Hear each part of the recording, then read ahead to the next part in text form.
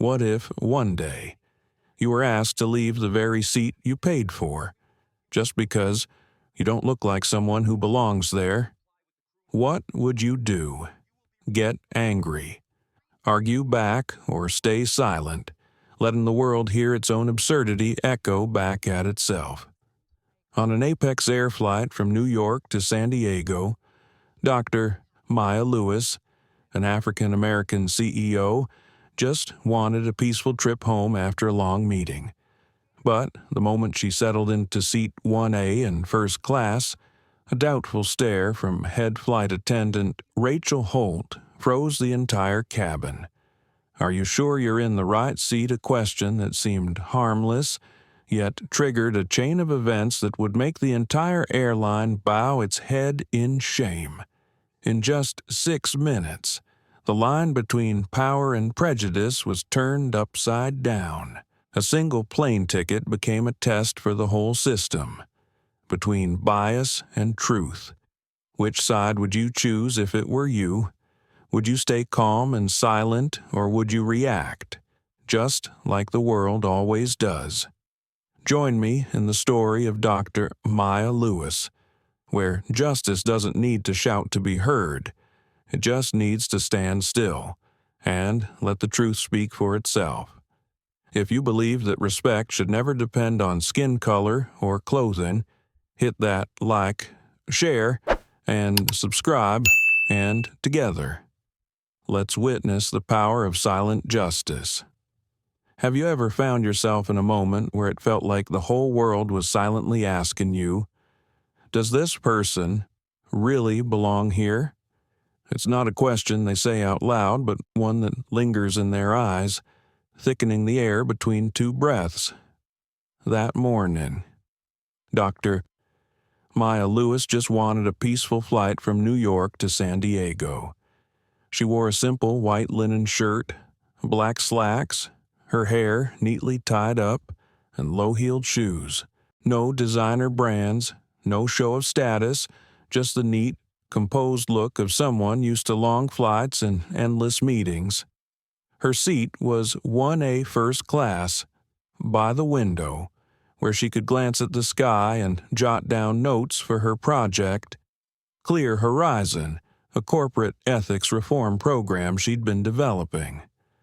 When Maya placed her small leather bag into the overhead bin, she didn't notice the suspicious gaze locking onto her back. Standing a few feet away was Rachel Holt, the head flight attendant on Apex Air Flight 247. Rachel had worked in first class for over a decade, surrounded by expensive suits, Rolex watches, and Hermes bags, the silent symbols of the kind of people she believed belonged in this cabin. But that black woman didn't fit the picture. Rachel stepped forward, her tone polite, but her eyes carrying a question she didn't bother to hide. "Excuse me, ma'am, are you sure this is your seat? This one's 1A. Maya looked up and smiled just enough to seem courteous, but not enough to seem submissive. "Yes, 1A. Here's my ticket." She held out her phone, the screen glowing with her name, Dr. Maya Lewis. Rachel glanced at it, frowning slightly. There was something in her eyes not searching for a mistake, but searching for a reason to doubt. I'll just check the system real quick. There might be a mix-up. From behind, a few first-class passengers began to notice. An older man, Greg Sullivan, smirked. Maybe she thought this was business class. The laugh was quiet, but it changed the color of the air. Maya stayed still, said nothing, just rested her hands on her knees and looked out the window. A junior flight attendant, Ethan Cole, was called over by Rachel to verify the ticket. He typed in the code on his tablet and froze when the screen flashed duplicate seat, 1A. Rachel sighed, her tone tightening. "See system error. Looks like 1A's been assigned to another passenger.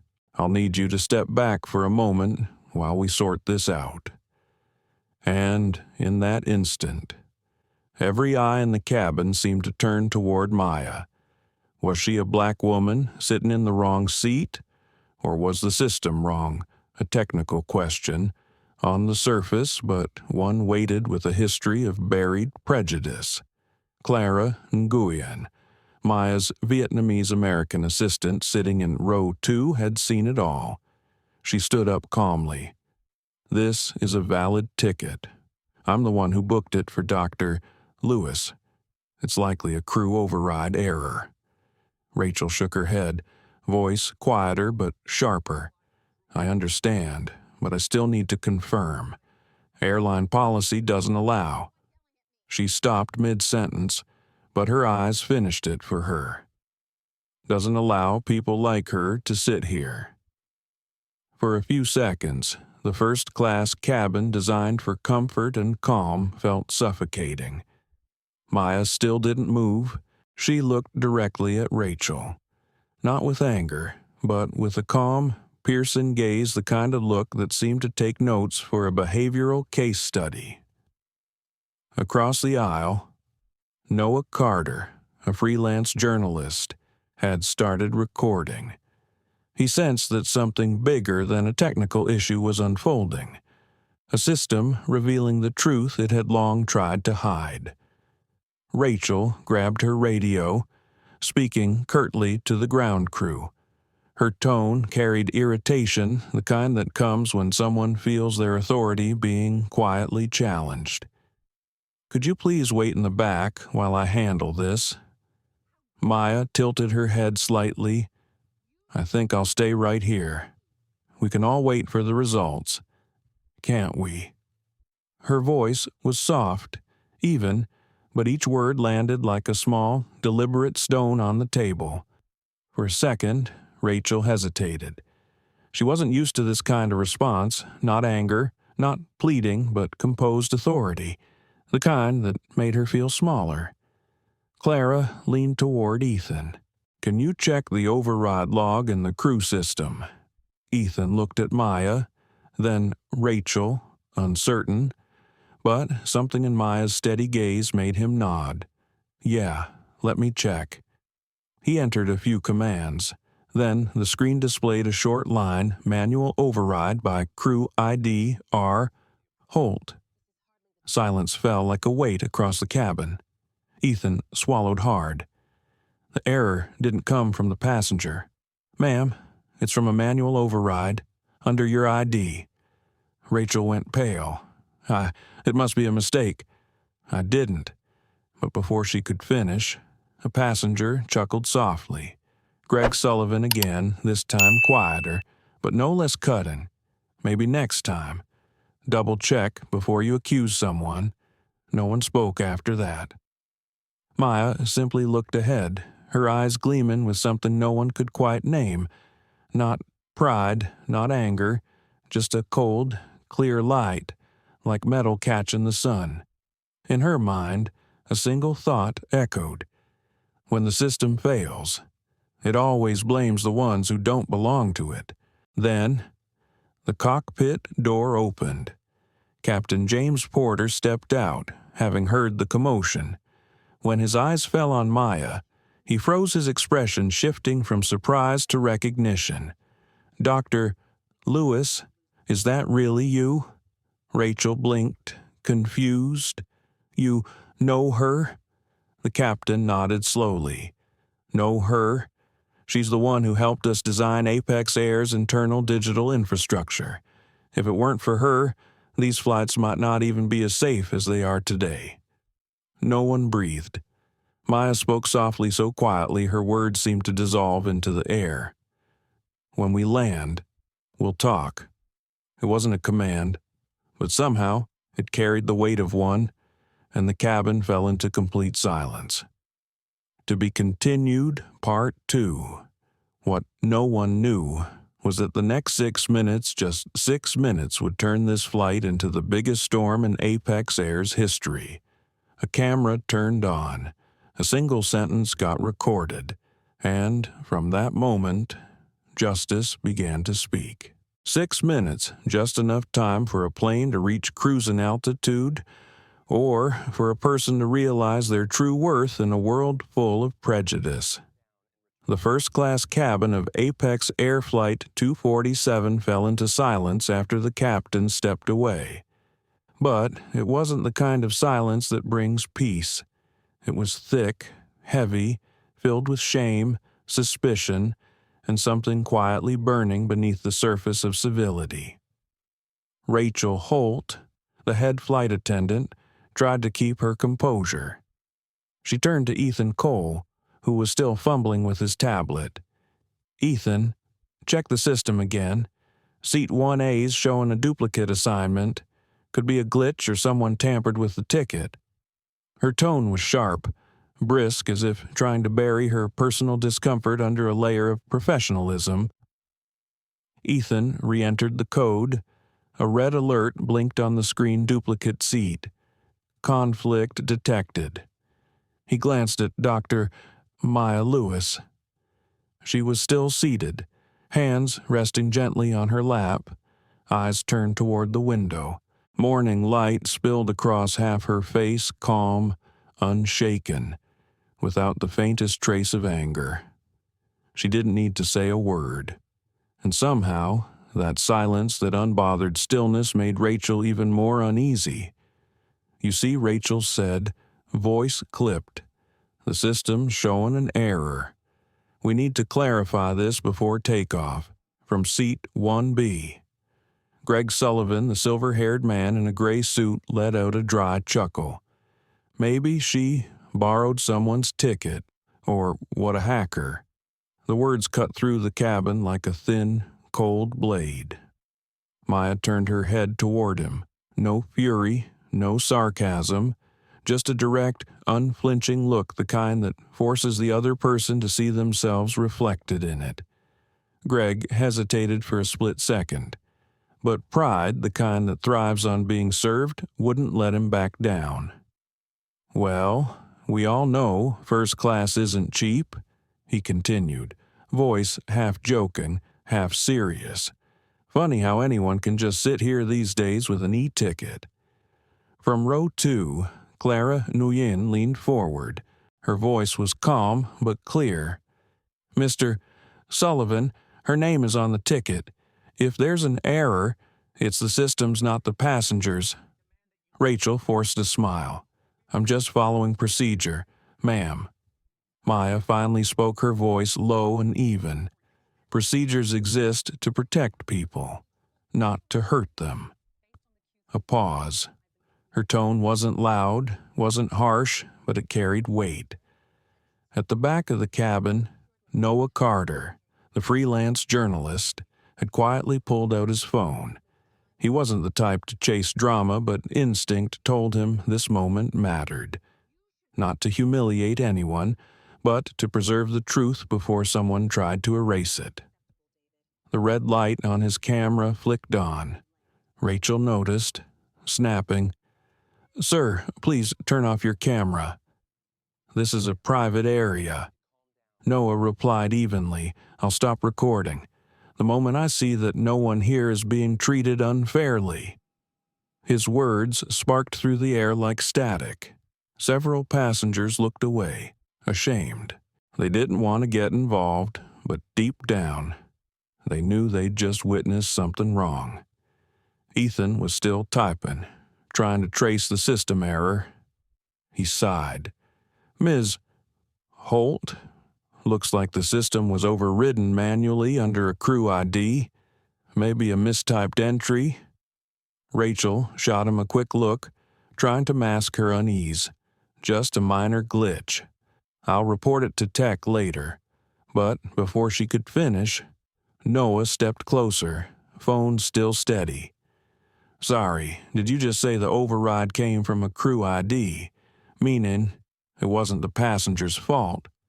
Rachel clenched her jaw. "You don't have the right to question me." The tension in the cabin thickened. Maya still said nothing. Her eyes calm, bright, met Ethan's, and something in that gaze made his heart beat faster. He murmured, barely audible, This job taught me to serve people, but sometimes I wish I had the courage to serve the truth." Clara leaned forward, placing a light hand on Maya's shoulder, a silent message. "You're not alone." Maya smiled, a tiny curve of her lips so small it could be mistaken for a breath. Rachel turned sharply to Ethan. "Lock the error log. No one else needs to see the internal record." Ethan froze. "But that's part of our duty." Maya looked at him and said softly, "Honesty is a form of courage, too." Those words hung in the air. Ethan inhaled deeply, then quietly saved a backup copy of the log into the secondary system. No one spoke, but everyone knew. This wasn't about a seat anymore. Greg cleared his throat, trying to cut the tension. "Come on, folks. We're just a few minutes delayed. No need to make this a big deal," Clara replied, her eyes locked on Rachel. "A few minutes of delay isn't a problem. But when respect gets delayed, that's a problem for the whole system." Silence. Again. Only this time, it carried the weight of truth. Ethan looked toward the cockpit door, hesitant. "I think the captain should know about this." Rachel spun around. "I'm responsible for this section. The captain doesn't need to be bothered. But fate doesn't wait for permission." Just then, the cockpit door swung open. Captain James Porter appeared, calm face, steady eyes, but there was something different in his gaze. He looked at Maya, gave a slow nod, and in that moment, Rachel realized she'd made a mistake far greater than she thought. The cabin fell silent again. The engines hummed softly beneath the tension. Maya nodded slightly toward Clara, a quiet signal. The truth will come out, not through words, but through what happens next. Noah turned off his camera, but his eyes stayed on Rachel. He knew that what he'd captured wasn't just a video, it was a mirror, one that the entire industry would be forced to look into. Maya turned back toward the window. The sunlight outside was stronger now. The clouds were parting as if even the sky itself had chosen to stand on the side of light. It seemed the situation had calmed once the captain appeared. But Maya knew this was only the surface. Behind that duplicate seat error lay a deeper flaw, a system where policy was used to disguise prejudice, and she was ready to go all the way to expose it. There are moments when people don't speak to reveal the truth, they speak to protect their trembling ego. Rachel Holt, the lead flight attendant on Apex Air Flight 247, was living that moment. The air in first class felt vacuumed out. After Captain James Porter stepped in and recognized Dr. Maya Lewis, Rachel forced a strained smile, but the corner of her mouth twitched a tiny tell of fear hiding behind pride.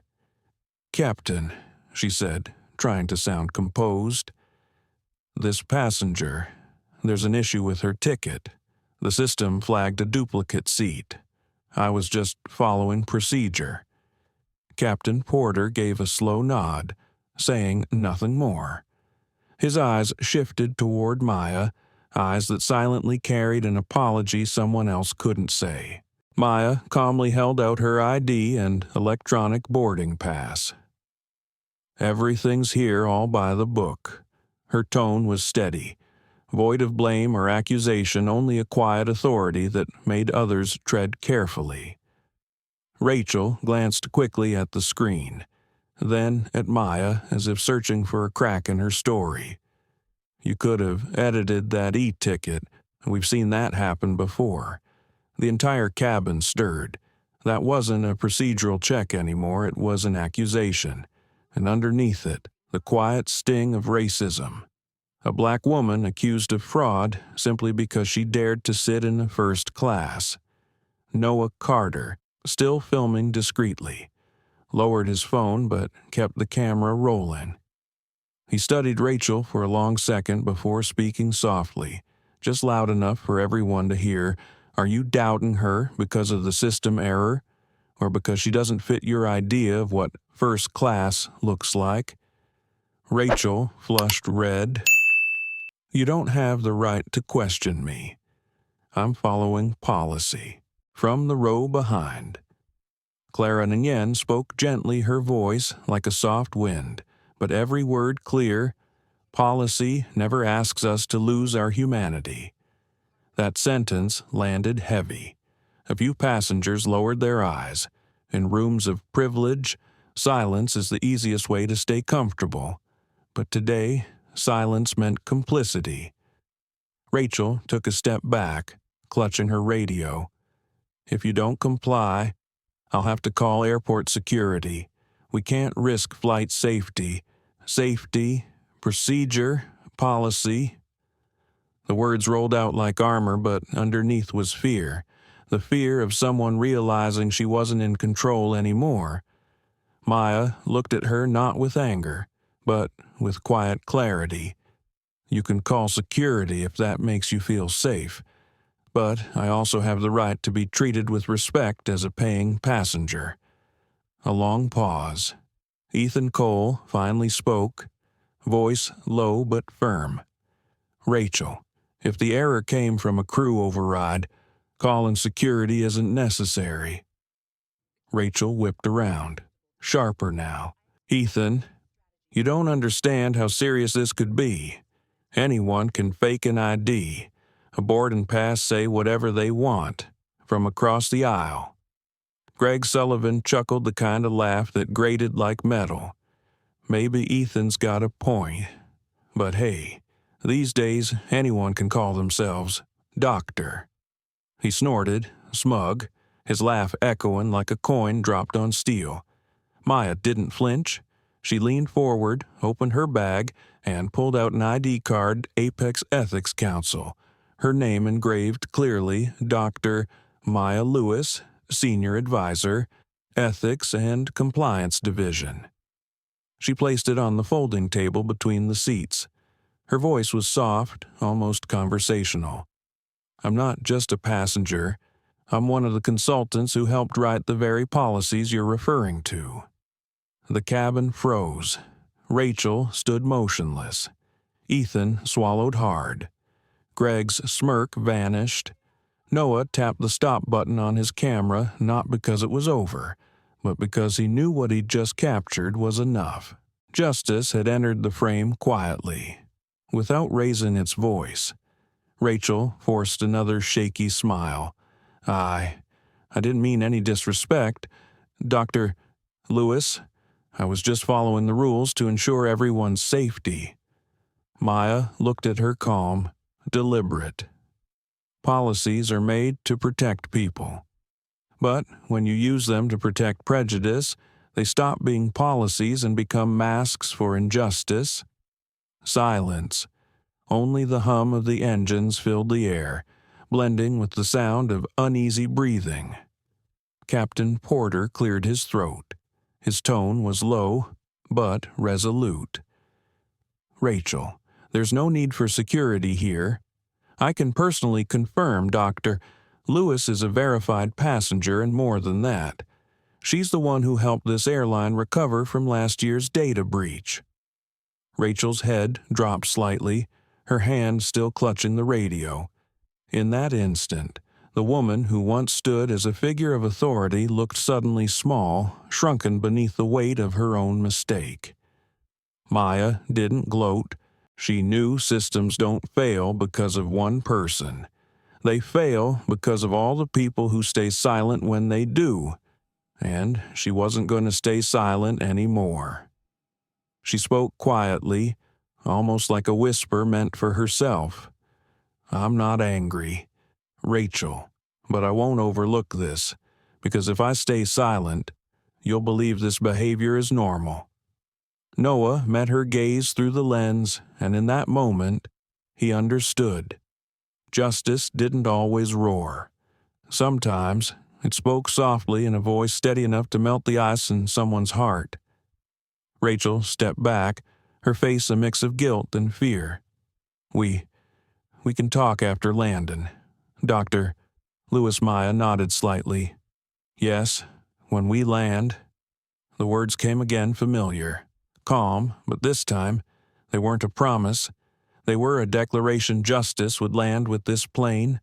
Outside the window, the sky stretched endlessly blue, but inside the cabin, a quiet storm was forming, because when truth hides behind the mask of policy, it doesn't disappear. It waits for the right person, at the right time, to bring it to light, and that person was Maya. The first-class cabin of Apex Air Flight 247 had fallen into a strange kind of quiet. No more whispers, no more curious stares, just a thick, heavy silence. The kind that comes before something changes forever. After Rachel Holt threatened to call security, Dr. Maya Lewis didn't move. No argument, no pleading. She simply waited patient, composed as if she knew that truth, no matter how long it's buried, always finds a way to breathe. From row 2, Clara Nguyen quietly opened her laptop. She wasn't someone who sought confrontation, but she also wasn't someone who bowed to injustice. Her fingers moved swiftly across the keyboard, logging into the internal Apex system, one she still had access to as Maya's senior assistant. A few keystrokes later, a line of data appeared: Seat 1A, status valid. Crew override detected. User ID Rolt. Clara inhaled sharply. Her heart raced, but her voice stayed steady. The error didn't come from the passenger. It came from the flight crew specifically. The head attendant's ID. The air inside the cabin cracked open. Ethan Cole, tablet still in hand, verified the entry. After a few tense seconds, he nodded. That's right, I just checked it. The system says manual override by crew IDR Holt. That means seat 1A was temporarily locked by Rachel herself. Rachel froze, her face drained of color. That's not possible. I followed procedure. I didn't. But before she could finish, Noah Carter, the independent journalist who'd been filming quietly all along, stepped closer, holding his phone, chest high. The red recording light reflected in Rachel's eyes. In that instant, the truth was no longer in the data. It was in human behavior, and Rachel's next words sealed her fate. She snapped. Her voice cracked, sharp and ugly. You people always make everything difficult. Those 2 words, you people dropped into the air like a stone thrown into still water. The sound rippled through every soul in the cabin. Everyone heard it, and worse, Noah's camera captured all of it. Maya didn't flinch. She simply closed her eyes for a brief moment, then opened them again. Her gaze on Rachel wasn't angry. It was deeply, heartbreakingly sad. "What did you just say?" Clara asked, her voice trembling but clear. Rachel stammered. That's not what I meant. Ethan set down his tablet, his tone firm. There's no need to explain. Rachel, everything's been recorded, and it's clear Dr. Lewis is a verified passenger. I'll be filing a report with ethics and safety the moment we land. Rachel's forced composure shattered. Sweat gathered on her forehead. She looked around, desperate for support. But Greg Sullivan, the first-class passenger who'd mocked Maya earlier, averted his eyes. He didn't dare speak because he knew defending her now meant exposing the worst in himself. Noah looked at Rachel and said quietly, "No anger, no satisfaction, just truth." Sometimes, a single sentence can reveal an entire world we pretend doesn't exist. Rachel said nothing. She stood there still, pale as statue melting under the bright cabin light. Maya remained seated. No outburst, no victory smile. Just calm. She reached out and placed her hand gently over Clara's, a silent gesture to keep the moment from turning chaotic. "We don't need to argue," Maya said softly. "The truth has already spoken." Her voice was low, steady like the calm surface of a lake after a storm. But beneath it was the weight of someone who'd endured far too much to need to shout any more. Captain James Porter stepped out once again, shame written across his face. "Dr. Lewis," he said solemnly, "on behalf of the airline, I sincerely apologize for what just happened." Maya nodded gently. "I believe every system can fail, Captain. The real question is, do we have the courage to fix it?" Clara closed her laptop, glancing at Rachel not with anger, but pity. Ethan turned away, unable to meet Maya's gaze, burdened by guilt that he hadn't spoken sooner. Noah stopped recording. He lowered his camera and murmured softly, almost like a closing line for his story, "Sometimes justice doesn't need a courtroom. It just needs a camera and someone brave enough not to look away." No one spoke after that. Rachel sank into her seat, trembling hands clasped together. Outside, sunlight streamed through the window of seat 1A, landing squarely on Maya's calm face. A woman who had just been insulted, yet chose silence, allowing the truth to echo louder than any voice could. The cabin seemed suspended in time. Only the hum of the engines remained steady, rhythmic, like the heartbeat of a world learning, slowly, to breathe again through honesty. No one knew that just 6 minutes later, that video would spread across social media, becoming undeniable proof of a truth buried too long. And when the plane landed, the woman once told to leave her seat in 1A would be the one deciding the very future of the airline itself. Morning light streamed through the airplane window, washing over Dr. Maya Lewis's face. She sat there quiet, calm, not angry, not proud, just still, as if what had happened no longer surprised her. After Rachel Holt's slip of the tongue, the cabin froze in place. No one dared to speak. Even Greg Sullivan, who had laughed earlier, now stared down at his tie, suddenly realizing it felt far too tight. The truth was out, and everyone could feel it. This was no longer just about a seat. Ethan Cole still stood near the aisle, his hand trembling slightly as he held his tablet. He'd already confirmed that the crew override had come from Rachel herself, but something deeper stirred inside him. It felt like he was witnessing a lesson he'd remember for the rest of his life. Noah Carter, the journalist, lowered his phone. His fingers still shook. He knew that what he'd captured would soon become evidence of a moment where justice didn't need to scream, because the truth had spoken on its own. And then, cutting through the tense silence, the cockpit door opened. A calm, steady voice filled the air. "What's going on here?" It was Captain James Porter, commander of Apex Air Flight 247. He'd flown with thousands of passengers, seen every kind of conflict imaginable, but his face now carried a seriousness that told everyone this was different. Rachel stepped forward, her voice quivering but still clinging to protocol. "Captain, there's been a mix-up with the passenger in 1A. The system flagged a duplicate seat, and I was just following. Porter lifted a hand, signaling her to stop." He looked around, scanning the bowed heads of every first-class passenger until his eyes landed on Maya. And in that single moment, his expression shifted. Recognition, shock, realization. "Wait," he murmured, eyes widening. "Dr. Lewis, is that really you?" Rachel blinked, confused. "Captain, you know her." Porter exhaled slowly, then let out a small, uneasy smile. "Know her?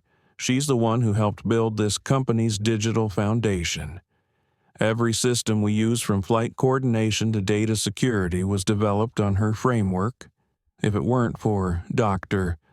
Lewis, Apex Air might not have survived last year's data breach. The entire cabin fell dead silent. Rachel stood motionless. Her hands dropped to her sides. Greg Sullivan looked up briefly, but couldn't bring himself to meet Maya's eyes. The woman they had doubted, questioned, and humiliated was the same woman who had saved the very company they worked for. Ethan's voice broke softly. "I didn't know." Noah turned to Rachel, his tone gentle but cutting. "Maybe we all think we know how to judge people, until the truth forces us to start over." Rachel stepped back, her lips trembling. "I didn't mean to. I was just doing my job." Maya looked at her, said nothing, didn't nod, didn't shake her head, just looked, and that was enough. Because in that gaze, Rachel saw herself stripped of excuses, exposed, fragile, and wrong. She opened her mouth to speak, but no words came out. Maya remained seated in 1A, her posture poised, her hands resting neatly on her lap. Light from the window brushed across her cheek like a quiet halo. Finally, she spoke, voice soft, barely above a whisper. "It's all right. When we land, we'll talk." It wasn't a threat, and it wasn't forgiveness. It was the voice of someone who understood exactly where she stood and knew that justice doesn't need to rush. Clara closed her laptop, pride shining in her eyes. Ethan bowed his head. Captain Porter sighed deeply, turning toward Rachel. "Ms. Holt, I think you should take your seat. I'll handle the rest." Rachel nodded faintly, unable to meet anyone's gaze. Her heels clicked against the floor as she walked away, each step sharp and hollow, the sound of privilege crumbling beneath its own weight. When she disappeared behind the curtain, Maya turned to the window. Outside, the sky stretched endlessly calm, open, unbothered, a perfect contrast to the chaos that had just unfolded inside. Noah looked at her, his voice low. "You know, there are people who'll have to rethink the way they see the world after today." Maya smiled faintly. "That's all right. I didn't come here to make them afraid. I came to help them see." The sunlight traced a soft line along her cheek, drawing a quiet border between pain and forgiveness. Captain Porter nodded once, silently returning to the cockpit. He didn't need to say anything else. Everyone in that cabin had just learned a lesson no corporate training could ever teach. Clara whispered with genuine respect. "You didn't have to raise your voice. Dr. Lewis, and yet everyone heard you." Maya's smile deepened slightly. "That's how justice should sound, not shouted, but still loud enough to make people ashamed of their silence." The air in the cabin softened. Some passengers shifted in their seats, pretending to read or check their phones, but the shame lingered in their eyes. Quiet and unmistakable. Maya exhaled slowly, centering herself again. She felt no triumph, no need for revenge. Only one thought lingered. If they can understand the pain behind a single doubtful glance, they'll never look at someone that way again. But the story didn't end with the truth being revealed. Just 6 minutes later, Noah's video would begin to spread across social media, igniting a wave where justice no longer belonged to the powerful, but to the millions watching. And when the plane touched down, the woman once told to leave seat 1A would be the one deciding the future of Apex Air itself. As Captain James Porter returned to the cockpit, first class slowly regained its order, but it wasn't peace. It was that uneasy quiet, the kind people use to pretend nothing happened. The engine still hummed, the sunlight still painted gold across the cabin walls, but inside every passenger, something had cracked. Dr. Maya Lewis remained in seat 1A, perfectly calm. Her hands rested lightly on her knees, her gaze fixed on the window. No anger, no triumph, because the truth, once revealed, doesn't need anyone to push it forward. It knows how to walk on its own. Across the aisle, Noah Carter, the journalist, stared down at his phone. The video he'd recorded ran exactly 6 minutes, not a frame too long. From the moment Rachel doubted Maya to the second she uttered those two infamous words, "You people," no shouting, no violence, just raw, unfiltered prejudice captured in high definition. He didn't plan to post it right away, but the internet has its own rhythm, and sometimes so does justice. Before the plane had even begun to descend, the clip was already out. A passenger from the rear cabin, who'd noticed Noah filming, uploaded a short version with the headline, "Apex Air Attendant Accuses Black Woman of Stealing Her Own Seat. You Won't Believe Who She Is." Within an hour, the video hit 2 million views, and the comments began to flood in. "What year is this? How is this still happening? Her composure is unbelievable. I could never stay that calm. Fire that attendant. Immediately." Meanwhile, Rachel Holt, who'd tried so hard to keep control now, sat paralyzed by dread. She didn't know the video had gone viral, but she could feel it. The air itself seemed to whisper consequences. Every time she walked past Maya, she avoided her eyes, as if afraid those eyes could see everything she was trying to hide. Maya said nothing more, only once, when Rachel set down a glass of water with trembling hands. Did she speak softly, but with words sharp enough to cut through the quiet. "You don't need to be afraid of me, but don't think this ends here." Rachel froze. Her lips parted, but before she could reply, Maya turned back to the window where pale sunlight stretched over the wing. It wasn't a threat. It wasn't revenge. It was the voice of silent justice, a reminder that justice doesn't end until understanding begins. From row 2, Clara Nguyen unlocked her phone. Her notifications were exploding messages from colleagues, from friends in the tech industry. Dr. Maya Lewis was now trending worldwide. She showed the screen to Maya. "You're viral, Dr. Lewis." Maya glanced at it briefly, her face unreadable. "Justice that spreads like entertainment.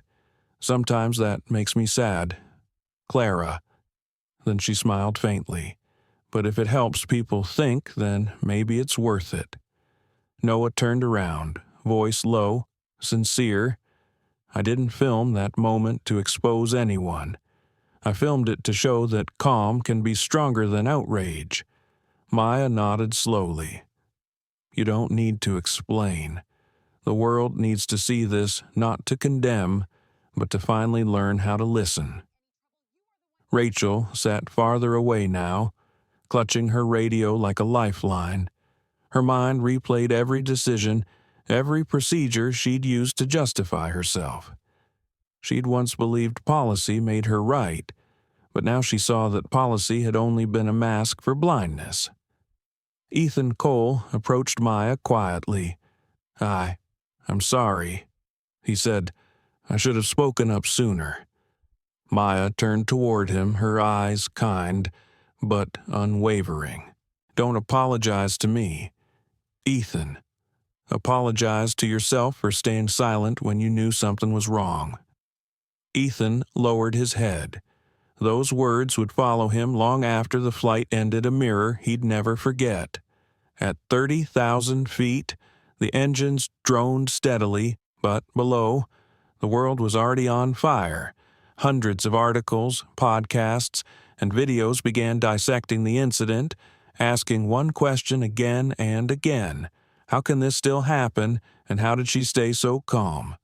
On TV, a psychologist commented she didn't react with anger because anger doesn't change systems. Intelligence does. Online, people gave her a name, the Silent CEO, a new symbol of strength and dignity in a world that had forgotten how to listen. Then, Clara's phone rang again, a secure call from Dr. Evelyn Ross, head of Apex Air's Ethics Council. Her voice was tense.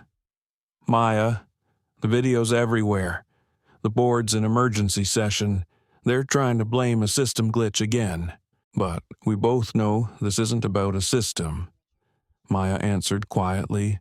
That's fine. Evelyn, let them meet. I fixed their technical errors once. Now it's time to fix their ethical ones. Clara shivered slightly, not because the words were harsh, but because they were so calm, so certain, as if Maya had already seen the ending and was ready to walk straight into it. The cabin fell quiet again. No one met each other's eyes, yet deep inside, something new had been planted, a small, quiet seed of awareness, of guilt, and maybe of change. Maya opened her notebook and wrote a few simple lines. Truth can be hidden, but never extinguished. One wrong word can wound, but the right silence can heal an entire system. As the plane began its descent, no one on board knew what was about to happen next. A secure call, an ethics committee, and a truth far bigger than anyone imagined were waiting below. Because, as Maya had said, this incident was far from over. The Apex Air 247 continued its quiet glide toward the skies above California, but inside first class. No one dared pretend this was a normal flight anymore. The air was thick, heavy, as if every breath carried the weight of something that had been left unsaid. Dr. Maya Lewis sat still in seat 1A, her eyes fixed on the sunlight spilling across the layers of clouds outside. She knew this wasn't just a personal insult. It was a symptom, the very illness she had warned about in her report, Ethics Under Pressure, sent to Apex's executive board the year before. An illness called prejudice protected by policy. From the next row, Clara Nguyen glanced toward Maya. She didn't need words to understand what her boss was thinking. She opened her laptop, connecting to a secure encrypted line. Across the screen, a message appeared, secure line, Apex Ethics Council Dr. Evelyn Ross is online. Clara whispered. Maya nodded calmly. Connect her. Seconds later, the tired face of Dr. Evelyn Ross appeared on screen, the chair of Apex Air's Ethics Council, and Maya's former partner in building the company's human equity policy, a framework once praised for pushing equality in aviation. But now, Evelyn's eyes were clouded with fatigue. Maya, her voice cracked, heavy with shame. I've seen the video. She hesitated, then asked softly, She was one of ours, wasn't she? Maya didn't answer right away. Her gaze held steady, calm, but piercing. Yes, but she's just the surface. The problem runs deeper. Evelyn sighed, gripping her coffee cup. You don't know the half of it. In the last 3 months, the Ethics Council's received over 20 complaints, racial bias, favoritism, discriminatory service. Not a single one made it to the executive board. Every case was buried to protect the FAA rating. Clara froze. You mean they've been covering them up? Evelyn nodded, her eyes flicking away from the screen. They're terrified of losing certification or stock value. They tell me, handle it internally. Keep it quiet. But the more we handle it internally, the more it rots. The cabin remained silent, but Evelyn's words echoed like thunder inside Maya's mind. Protecting the image by sacrificing the truth that's the most dangerous act of all. Maya closed her eyes for a moment. She had written those exact words in her previous report, words no one had ever bothered to read carefully. Now, that warning had come to life, embodied in a so-called system error that wore a human face. Evelyn's voice trembled. "You understand. Maya, no one on the board will touch this. We're talking about an entire chain, managers, supervisors, PR, all complicit. One exposed mistake could cost them hundreds of millions." Maya said nothing. The afternoon sunlight pierced through the clouds, glinting in her eyes. When she finally spoke, her voice was low, deliberate. "So everything I warned them about has come true. They thought hiding the flaws would preserve their reputation. But it's their silence that's suffocating the soul of this company." Evelyn's eyes shimmered with guilt. "I tried to change it, Maya, but no one stands up. They told me. Don't make it a big deal. Don't let the FAA get involved." Maya turned to Clara. "Record everything." Clara nodded and pressed the button. "Maya," Evelyn continued, voice shaking, "be careful. If you go public, they'll come after you. You know how this works. The people at the top never like the truth coming from below." Maya's lips curved in a faint, knowing smile. "Then maybe they've forgotten. I'm not below them." Clara looked up surprised, almost in awe. It wasn't arrogance. It was a quiet reminder that sometimes the one they underestimated was the very person holding the system's keys. Maya's tone deepened, steady as stone Evelyn. "I won't let this get buried under internal handling. I don't want anyone fired. I just want this company to face itself. If we keep covering the truth, we become no different than Rachel hiding behind policy to justify injustice." Evelyn looked at her for a long moment, then nodded. Her voice trembled, but conviction returned. "All right. I'll send you everything, internal memos, reports, complaint logs. You'll know what to do." The call ended. Clara slowly closed the laptop, but Evelyn's last words still echoed in her mind. "They're afraid of the FAA." She turned to Maya, her voice barely above a whisper. "What are you going to do?" Maya didn't turn from the window. "I don't have to do much. I just have to let the truth air itself. Once justice has an audience, no one can turn it off." Noah, who had been quietly watching from across the aisle, spoke softly. "You know, my video just passed 10 million views. The entire country's talking about you." Maya looked at him, calm as ever. "Then let them talk about what truly matters, why someone like me still gets questioned for sitting in the seat I paid for." The cabin went still again. Outside, sunlight rippled across the endless sky, bright, serene, infinite. But beneath that sky, a new kind of battle was beginning, not fought with weapons, but with data, truth, and intelligent silence.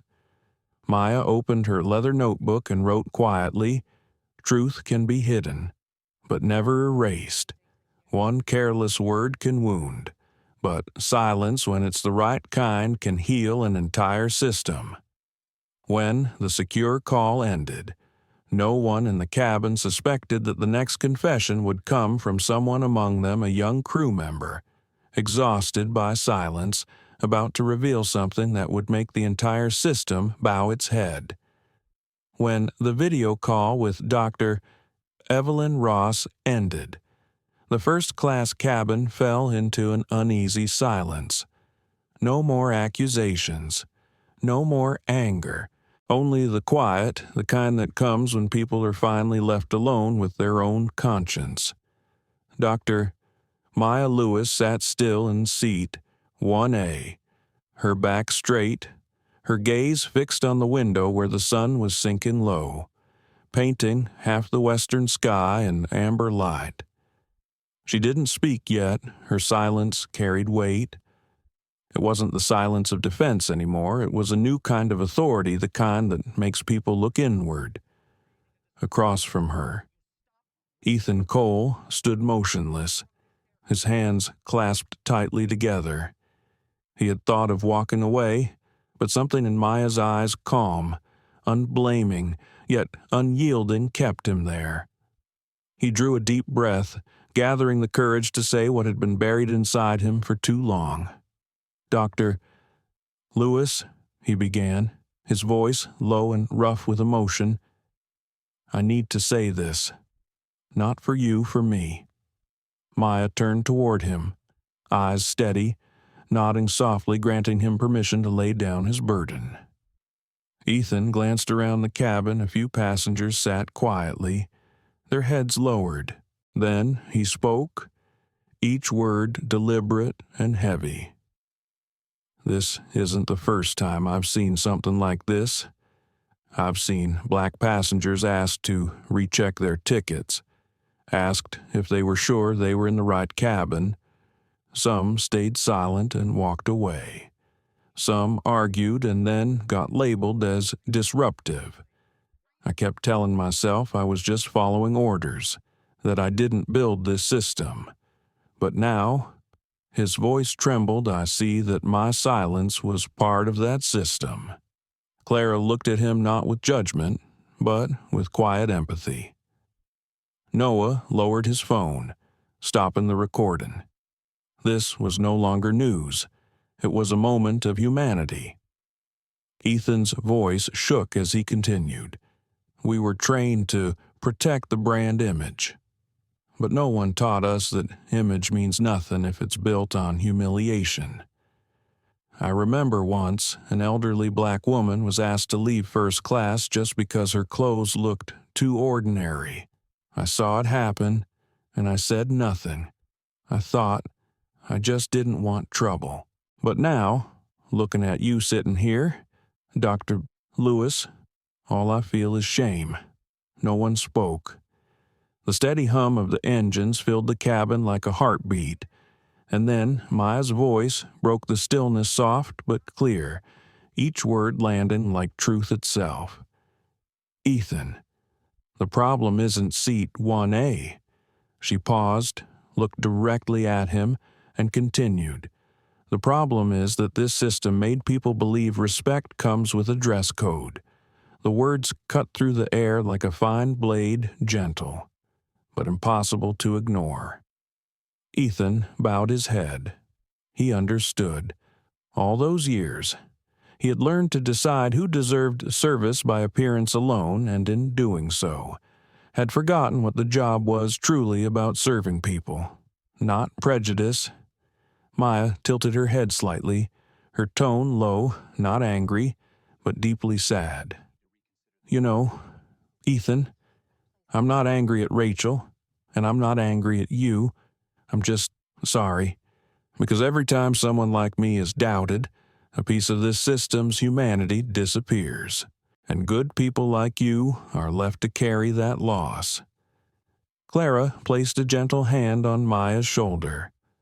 Noah looked down at his notes, not writing anymore. Everyone in that cabin understood this was no longer about one flight.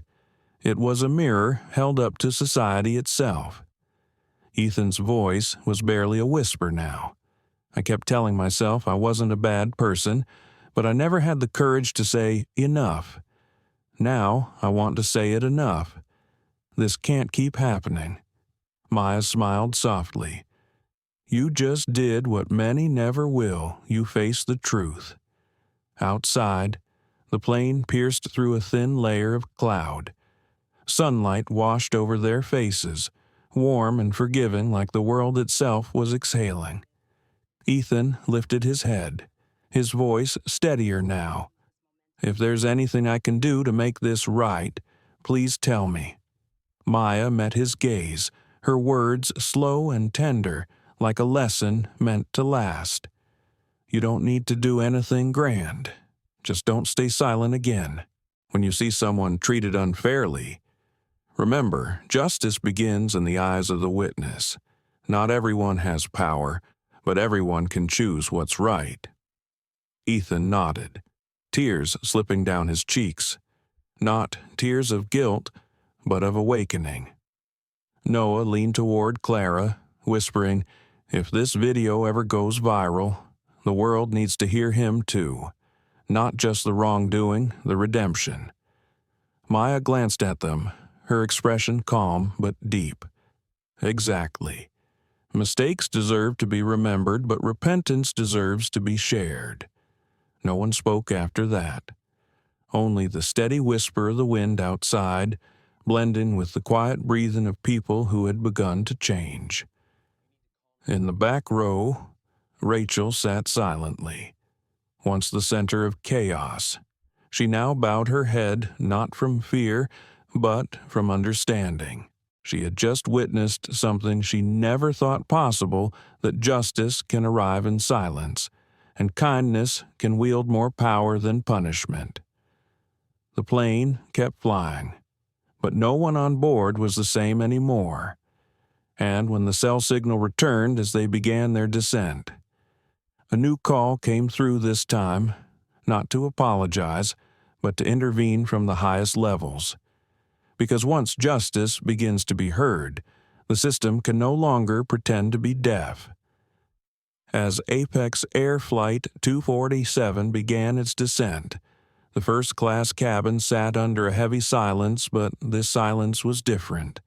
No more excuses, no more careless glances, just a stillness that listened.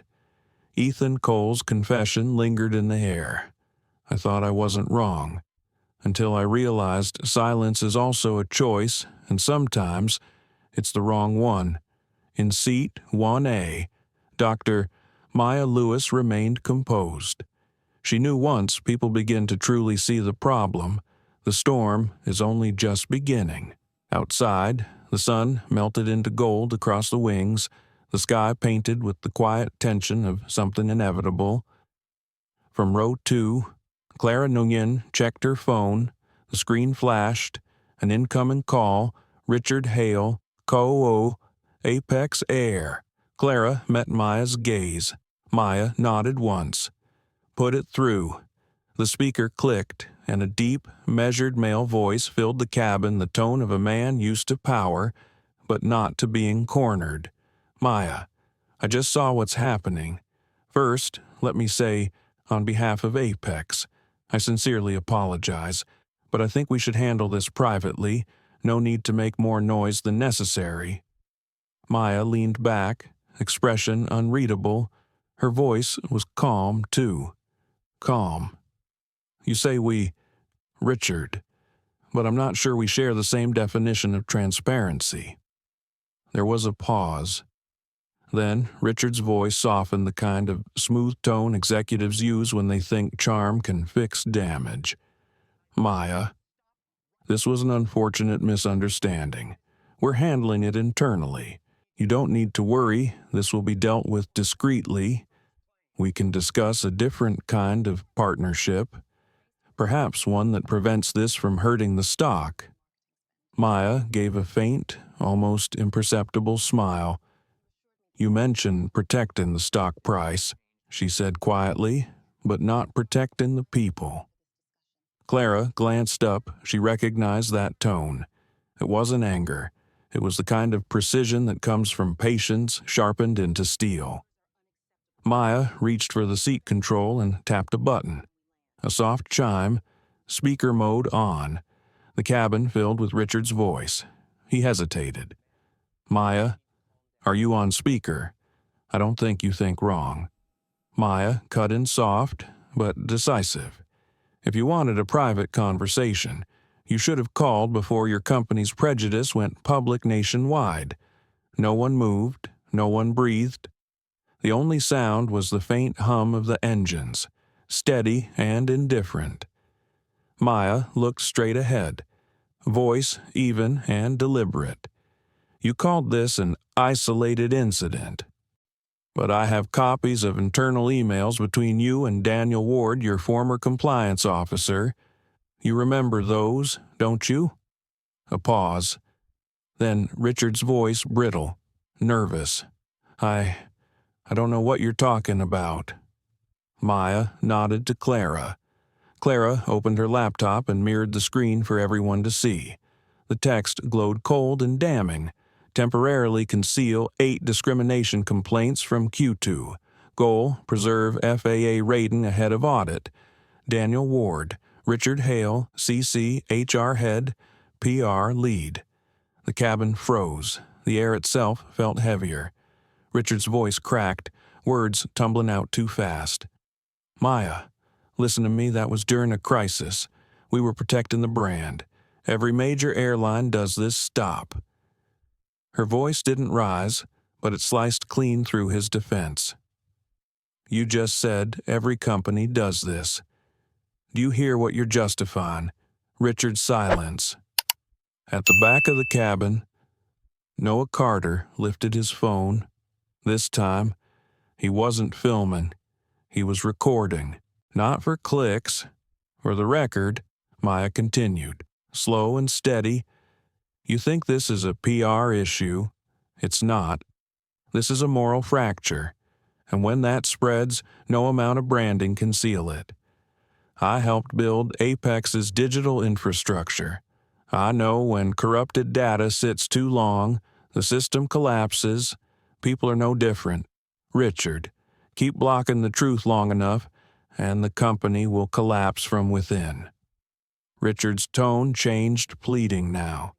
Maya, I know you have influence, but if you go public, you'll hurt yourself too. We're in this together, the same boat.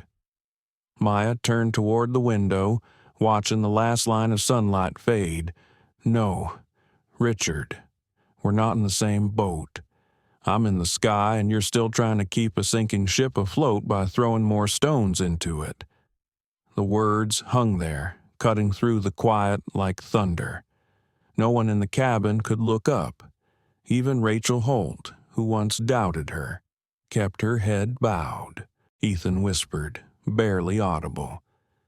She's doing what everyone else is too afraid to do. Clara closed the laptop. Maya leaned back, and her final words were calm enough to make the whole room tremble. You asked if I wanted to handle this privately. No, Richard, I want it handled publicly. Not because I want to win, but because those who were silenced deserve to hear the truth spoken out loud. She tapped the control. Speaker off.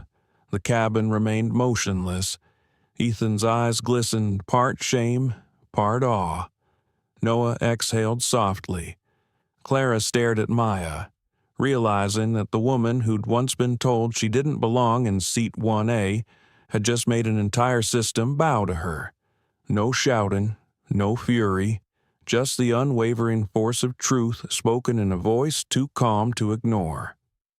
Outside, the last trace of daylight disappeared as the plane descended toward San Diego. But everyone inside knew when those wheels touched the ground, it wouldn't just mark the end of a flight. It would mark the beginning of something far bigger. Because in just a few minutes, the woman in seat 1A would prove to the world that justice doesn't need a microphone, only the courage to hit speaker. As Apex Air Flight 247 began its descent, the golden glow of sunset spilled through the cabin windows, bathing first class in warm light. But no one was watching the sunset. No one could. This wasn't just another landing. It was the quiet before something much bigger touched down. After the confrontation with Richard Hale, the silence in the cabin was so deep it carried the sound of heartbeats. Dr. Maya Lewis sat still in seat 1A, back straight, hands resting lightly on her knees. Her face showed no emotion, but behind her calm eyes, there was movement, a silent current, the kind that comes before a tide of change. Clara Nguyen leaned toward her and whispered, "Are you going to notify them before we land?" Maya smiled faintly. "No need. When true justice is set in motion, it doesn't ask for permission." A few rows behind, Noah Carter glanced at his watch. He knew he was witnessing something rare, a moment where power didn't roar, but spoke softly enough to make an entire system tremble. The ding of the descent signal echoed through the cabin. While everyone else fastened seat belts, Maya unzipped her leather case and pulled out a folder. On the cover, the Apex Air logo, and beneath it, shareholders' authorization, 35% ownership agreement. She placed it neatly on the small tray table before her. Heads turned. Even Rachel Holt, sitting rigid in the corner, lifted her gaze, her face pale, unsure what was about to unfold. Maya opened the document. Her voice was calm, even, but every word carried the weight of finality like the sound of a gavel in a courtroom. "For the record, and under legal authority, I am the largest shareholder of Apex Air, holding 35% of company equity, and under that right, I am invoking the Emergency Ethics Clause, Section 12.3 of the Board Charter." Silence thickened. The air seemed to hold still. Maya's eyes found Rachel's. "Chief Attendant Rachel Holt, as of this moment. You are suspended and terminated from Apex Air for gross misconduct and violation of ethical standards regarding passenger discrimination." Rachel froze. Her fingers gripped the armrest so tight her knuckles turned white. Her mouth opened, but no sound came out. Maya didn't look away, didn't gloat. She didn't want to see a person fall. She wanted them to see themselves fall in the mirror of consequence. Then she turned her gaze to Ethan Cole. "Attendant, Ethan Cole. I am not dismissing you. You made a mistake, but you had the courage to face it. From today, you'll be reassigned to Apex's Internal Ethics and Diversity Compliance Training Program. I want you to teach what you learned here about silence, about awareness, and about courage." Ethan lowered his head, voice trembling. "Thank you, Dr. Lewis. I won't waste that trust." Maya nodded slightly, then turned to Clara.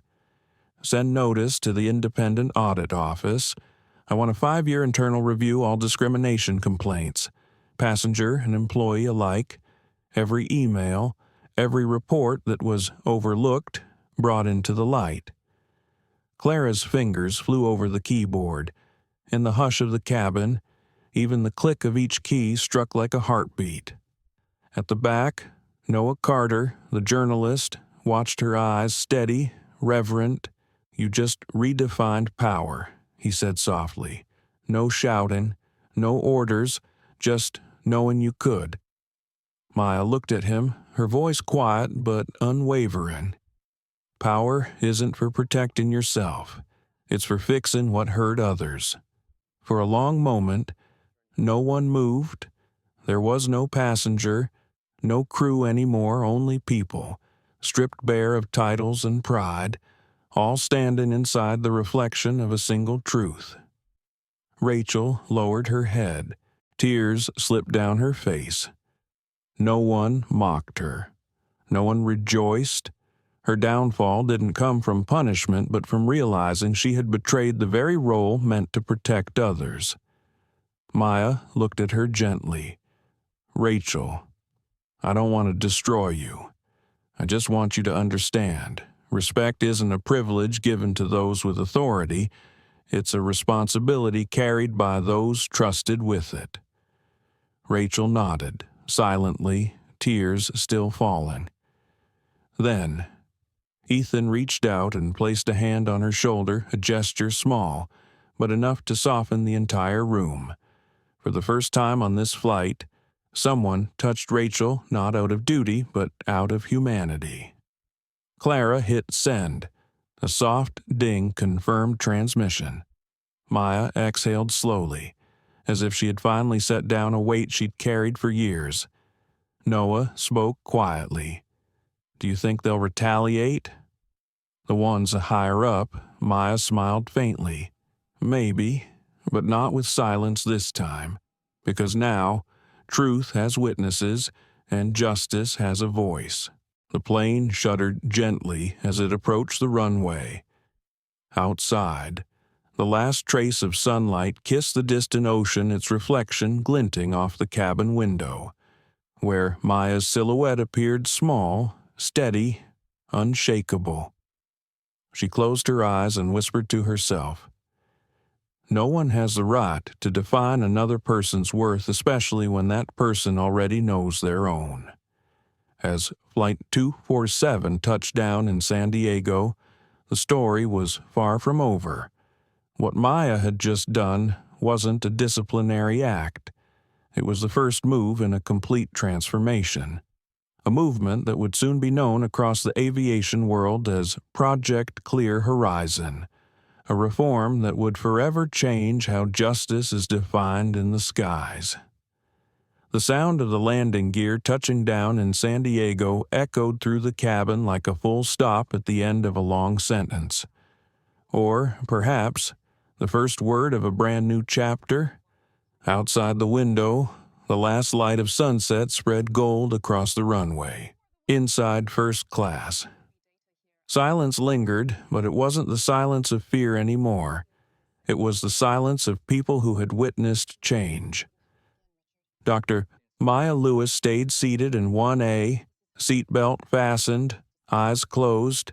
In that still moment, she wasn't thinking about power, or media, or corporate shares. Only one thought passed through her mind. If I don't do it, no one will. When the plane came to a stop, passengers began gathering their things, but no one rushed to leave. They looked at her, the small, calm woman who had just made one of America's largest airlines confront its own reflection. Ethan Cole stepped forward, voice low but full of emotion. "Dr. Lewis, I don't know what to say except thank you. I used to think justice was something far away. But today, I saw it in the way you stayed calm and told the truth." Maya smiled softly. "Thank you, Ethan. Keep that feeling, because justice doesn't just live in a courtroom. It lives in every action we choose to make right." She stood, straightened her jacket, and walked toward the exit with Clara Noyen beside her. At the back of the plane, Noah Carter filmed one last shot, no drama, no chaos, just a woman walking into the sunset, carrying the quiet belief that justice can be rewritten if someone stays calm long enough to listen to what's right. The boardroom lights were harsh and white. 12 executives sat around the long table, their faces tight with unease. Maya stood before the screen, voice steady and decisive. "We've lived too long inside an ethical blind spot. But starting today, I'm launching a full reform program, the Clear Horizon Initiative, behind her." The screen came alive, a vast blue sky with white letters that read transparency, humanity, accountability. In the next 45 days, she continued, every employee from flight attendants to pilots to management will undergo retraining in social awareness, equity, and cultural respect. This isn't a PR workshop. It's a re-education on how to see people again. Clara took over, clicking through the slides. 45-day internal ethics and reflection training. 12-month audit of all historical discrimination cases. Quarterly transparency reports publicly released. Maya added, her tone calm but firm. "We don't fix mistakes with press releases. We fix them with action. Every error is a reminder, and every reminder is a chance to be better. At the far end of the table sat Richard Hale, the now former COO. He said nothing. His eyes stayed down because there were no words left to defend with. Maya looked at him, not with anger, but with quiet conviction. Richard, if you truly want to save Apex, don't talk. Start listening. The room went still, so still it felt like even the air was holding its breath. 3 days later, the Federal Aviation Administration, FAA, officially announced an investigation into Apex Air's discrimination and cover-up practices. That night's national broadcasts all led with the same headline: "War Black CEO forces America's largest airline to confront the darkness within." On social media, Noah Carter's 6-minute video from Flight 247 hit 80 million views in just 48 hours. But what caught Maya's attention wasn't the number, it was the comments. She didn't raise her voice, yet the whole world heard her. For the first time, justice looks peaceful. That evening, in her small hotel room, Maya read those comments one by one, not to bask in praise, but to remind herself that justice spoken through wisdom can reach even the most distant hearts. Clara entered, setting down a steaming cup of tea. "Are you tired?" Maya smiled faintly. Of course, but this kind of tired feels better than the exhaustion of silence. The lamplight caught her profile, the face of a woman who had used calm to open the door to reform for an entire industry. Within a week, other airlines began adopting the Clear Horizon model. Major newspapers called it the most human reform in the history of U.S. aviation. The FAA announced new national standards, the Crew Ethics and Communication Code, and somewhere out there, countless passengers people once humiliated or ignored began to whisper words they hadn't dared to say before "I deserve respect." Standing by her office window, Maya watched planes lift off into the evening sky above San Diego, smooth, quiet, equal. Beside her, Noah Carter was setting up his notes for his upcoming documentary, Clear Horizon, The Sky Within. He asked softly, "Do you feel satisfied?" "Doctor," Louis Maya shook her head. "Satisfied? I just know I did the right thing. But justice, Noah, is never finished. It's still flying somewhere in the same sky we all share." Noah looked out the window at a plane ascending through the clouds. "And maybe this time," he said quietly, "the sky truly belongs to everyone." Outside, the ocean breeze swept through the palm trees lining Apex Air's new headquarters. Flags bearing the words "Clear Horizon Initiative" fluttered in the sunlight. But inside Maya's heart, justice still had one more flight to make. Because she knew forgiveness and redemption are the highest altitudes of justice. And just a few weeks later, she would invite Rachel Holt, the very woman who once wronged her, to return, not for punishment, but to learn, together, how to be human again. The morning breeze in San Diego carried the salt of the sea and the faint aroma of coffee drifting up from the cafe below the Apex Air headquarters. In her corner office, its glass walls overlooking the runway, Dr. Maya Lewis sat quietly, watching one plane after another rise into the blue. Each one, she thought, was more than a flight. Each one was a symbol of people trying to rise above their past. The Clear Horizon Initiative had reached its midpoint. Hundreds of employees had completed their ethics retraining. Many who had once stayed silent were now speaking up, sharing what they had seen, what they had ignored, and what they had learned to face.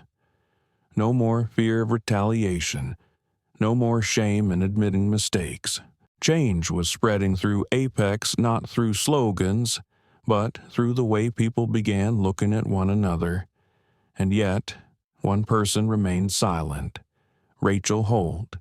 Since the day she was dismissed, Rachel had disappeared from the public eye. No interviews, no statements, no defenses, only one short message sent to Maya. "If you want, I'm ready to face it." That afternoon, Maya agreed to meet her. No press, no cameras. Just two women once divided by prejudice now sitting across from each other in a quiet training room at Apex's new ethics center. Rachel entered, thinner than before, her face pale but honest. She stood straight, hands clasped. "Dr. Lewis, I don't even know where to begin." Maya gestured to the chair opposite hers. "You don't need to begin," she said calmly. "You just need to be honest." Rachel looked down, took a deep breath. "That day, I thought I was just doing my job, but the truth is I was afraid. Afraid of judgment. Afraid my superiors would reprimand me. Afraid that first-class passengers would complain if I didn't protect the brand image. So I chose the easiest path. I doubted you, instead of defending what was right." Maya didn't interrupt. She listened not as a victor, but as a witness. Rachel's words weren't excuses. They were a confession from someone finally learning to face herself. After being fired, Rachel continued, voice trembling. "I lost everything, my job, my friends, my reputation. But what scared me most wasn't losing those things. It was realizing that I had become the very thing I once despised, prejudice." Her eyes glistened as she looked up. "You had every right to destroy me, but you didn't." Why, Maya met her gaze. For a long moment, she said nothing. Then, quietly, "Because I didn't come to destroy you. Rachel, I came to fix what created you." The room fell utterly still. That single line, gentle, unflinching, wasn't about grace. It was a philosophy. Justice, in Maya's world, was never about revenge. It was about repair. Maya rose, opened a folder, and slid it across the table. On the cover, Ethical Rehabilitation Program, Apex Air. "This is a new ethics rehabilitation track," she said. "I want you to join. Not as a victim, but as someone who has fallen and learned. I need you to tell your story to help others see how prejudice hides in the smallest actions." Rachel's hands trembled as she opened the file. You really believe I can do that?" Maya nodded gently. "I believe in people. If someone can be wrong, they can also be right again. The question is whether they have the courage to rise from their own mistakes." Rachel bowed her head, tears falling onto the page not of guilt, but of release. At that same hour, Ethan Cole, the former flight attendant from Flight 247, stood before a class of 30 new trainees. He spoke plainly, no embellishments, no pride. "I didn't shout, I didn't insult anyone, but I stayed silent, and that silence hurt someone." He paused, letting the weight of those words sink in. Don't be afraid to admit when you're wrong. If you understand more today than you did yesterday, that's already growth. From the back of the room, the door opened quietly. Rachel stepped inside. Ethan looked up, startled, then smiled and nodded. No words were needed. Her presence said it all sometimes. Forgiveness is the strongest form of justice.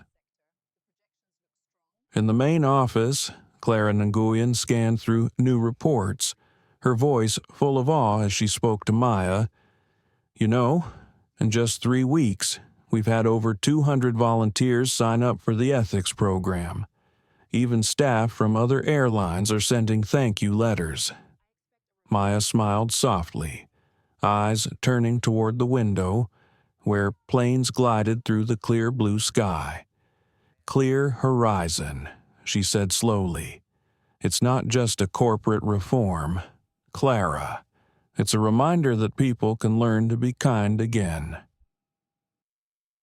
That evening, Noah Carter, the journalist who had filmed the viral video, called her. "I saw your meeting with Rachel today," he said. "That line, 'I didn't come to destroy you. I came to fix what created you.' I think that's going to open the documentary."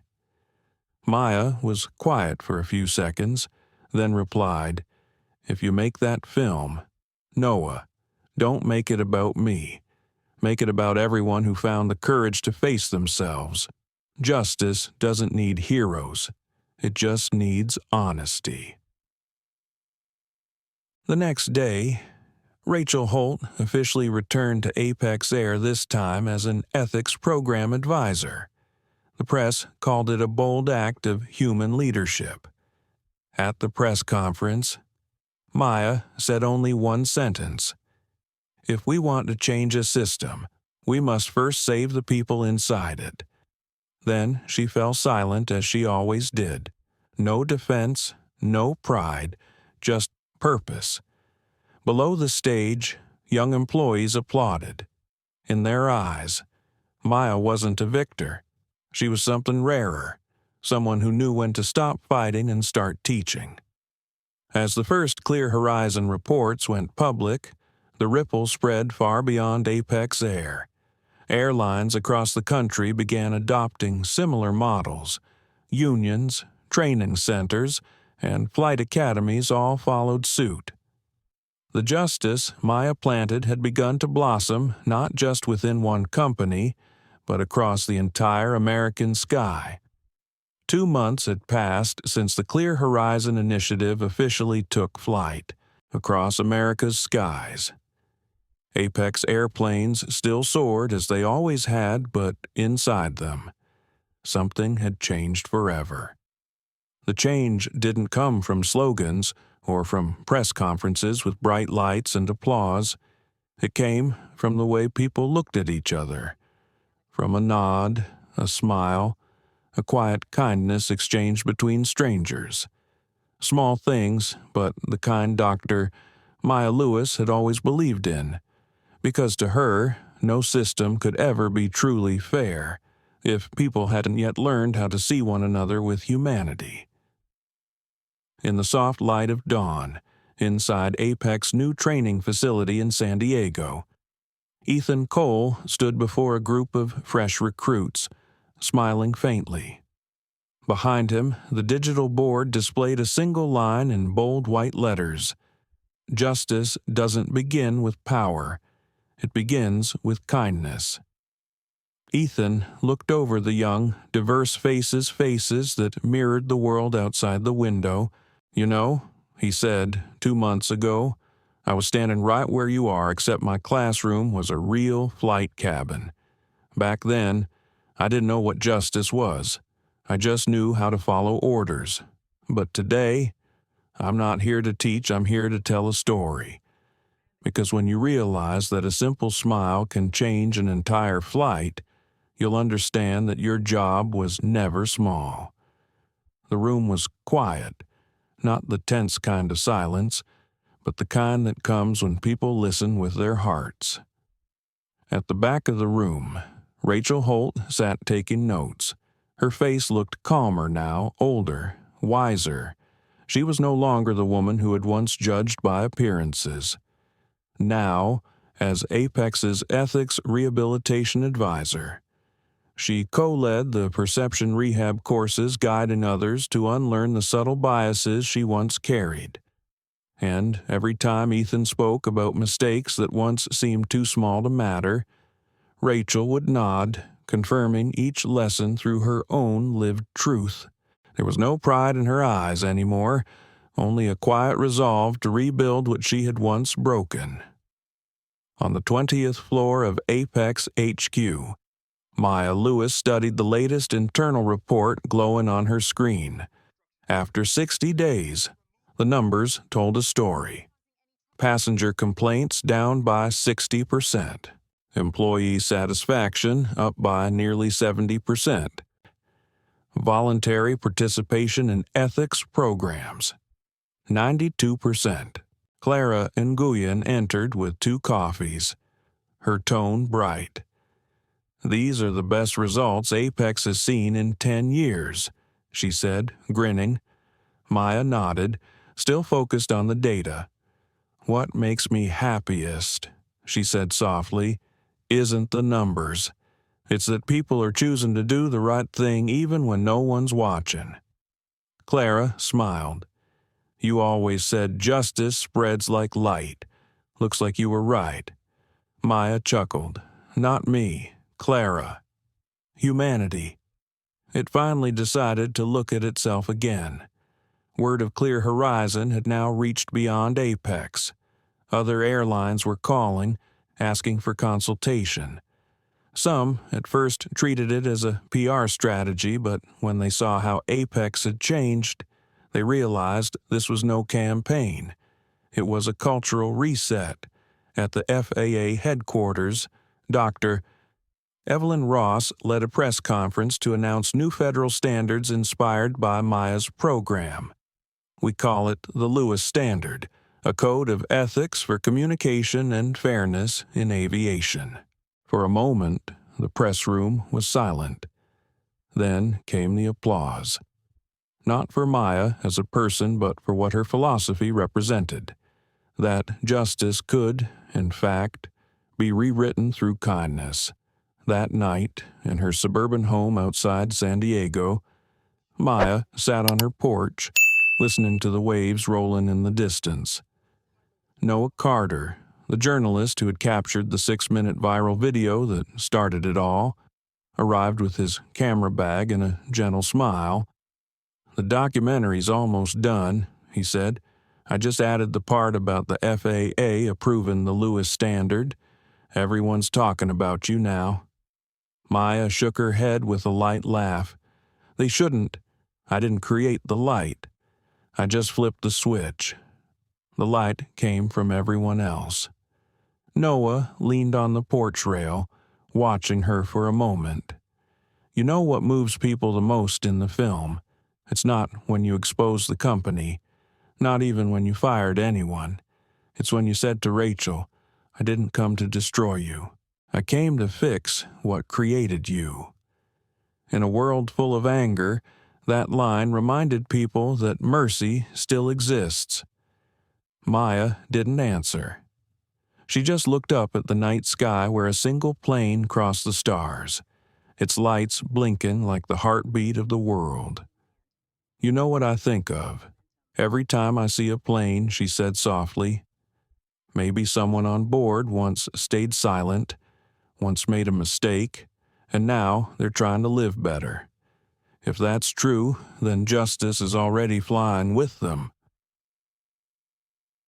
2 months after the reform began, Apex Air was no longer a name tied to scandal. It had become a symbol of rebirth. Business magazines wrote from racial crisis to cultural revolution. Apex Air redefines humanity in the service industry. From New York to Seattle, other airlines launched their own Clear Horizon-style programs. Even finance firms, hospitals, and tech corporations began adopting its framework. They called it the Lewis Effect. One quiet weekend afternoon, Maya stopped by the Apex training facility. Ethan was wrapping up a lesson, with Rachel standing beside him as his co-instructor. When they noticed her enter, the entire room rose to their feet, applauding, not for a CEO, but for the person who had made them believe that ethics wasn't taught by rule books, but spread by example. Maya smiled and said softly, "Don't clap for me. Clap for yourselves because you chose justice when no one forced you to." The applause continued soft, steady, and real. That night, back home, Maya's phone rang. The caller ID Rachel Holt. It was the first time Rachel had reached out since the rehabilitation program ended. Her voice trembled slightly. "Dr. Lewis, someone invited me to speak on a talk show to tell our story. I wanted to ask, what do you think I should say?" Maya smiled, looking out at the night sky where another plane drifted quietly across the stars. "Just tell the truth, Rachel. Because the truth, no matter how gentle, is still strong enough to change the world." As the Lewis effect spread across America, conversations about ethics, fairness, and compassion began to surface everywhere on talk shows, university panels, podcasts, and social media feeds. People weren't just talking about Dr. Maya Lewis, the black CEO who dared to stand for justice. They were also talking about Rachel Holt, once the face of prejudice, now living proof that people can change. One quiet evening, Maya sat at home when her phone rang.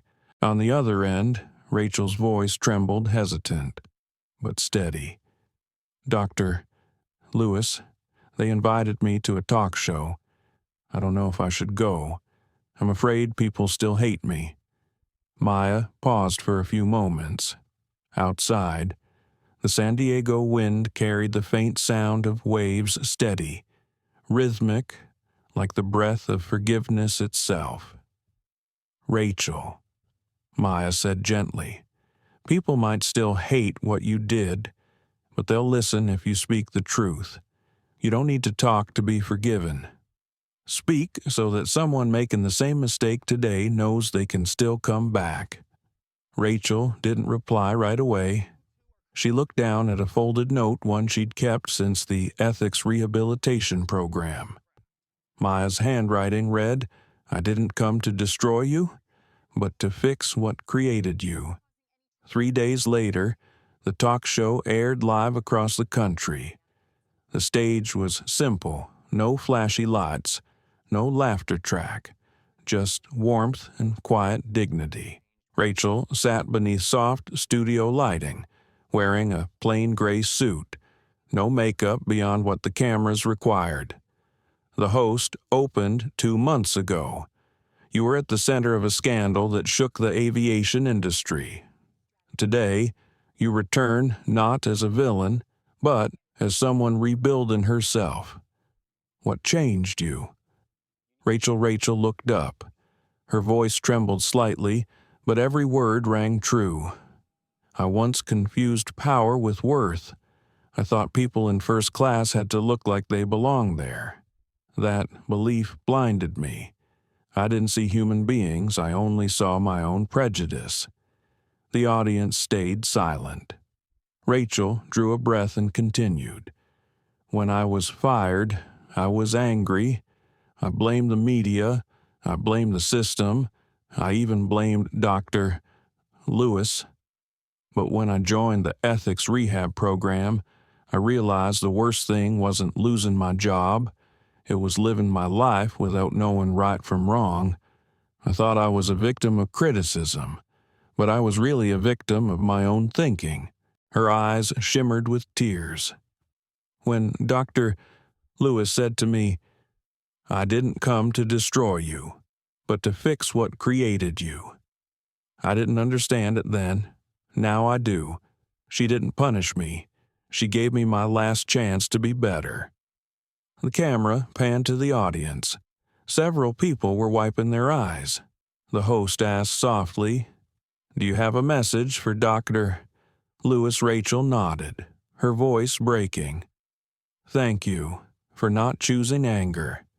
If you had treated me the way I treated you, there would be no me sitting here today. I used to think justice was punishment. Now I know true justice is when someone teaches you how to be human again." That talk show became one of the highest-rated broadcasts of the year, not because it was dramatic, but because it was real.